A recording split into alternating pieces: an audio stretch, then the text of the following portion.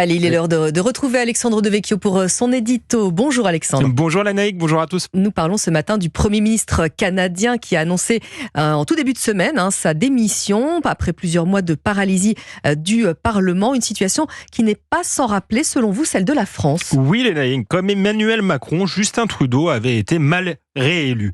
Comme Emmanuel Macron, il n'avait pas de majorité, était à la merci de motions de censure au Parlement. Comme Emmanuel Macron, sa cote de popularité était au plus bas. Comme Emmanuel Macron, Justin Trudeau échouait à régler certaines questions, celles du logement, de l'inflation, mais aussi de l'immigration.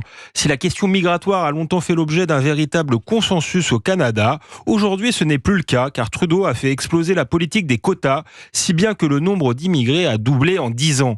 Un peu moins d'un an avant la fin de son mandat, le Premier ministre canadien a donc été acculé à la démission pour permettre à son pays de sortir de l'impasse démocratique dans laquelle il se trouvait.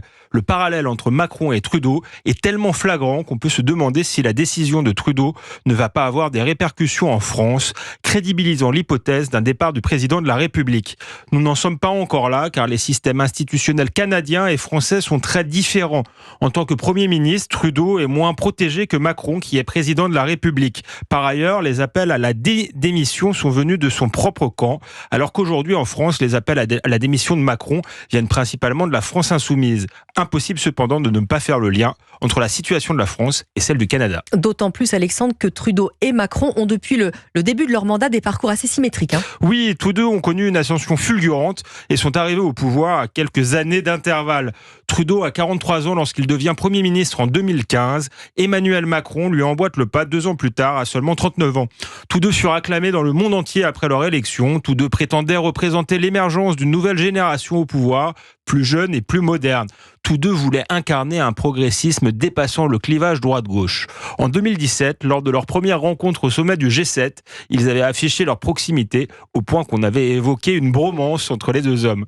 Moins de 10 ans plus tard, ils apparaissent déjà étrangement has-been. Et alors, au-delà de leurs deux personnalités, Alexandre, vous voyez dans leur chute le symptôme d'un changement d'air politique. Oui, Lénaïque, car l'élection de Trump est passée par là, mais aussi celle de Meloni ou de Milei. Nous assistons à une véritable recomposition populiste dans la plupart des démocraties occidentales. Trudeau et Macron étaient les derniers à croire en la mondialisation heureuse, alors que les peuples aspiraient au retour des nations.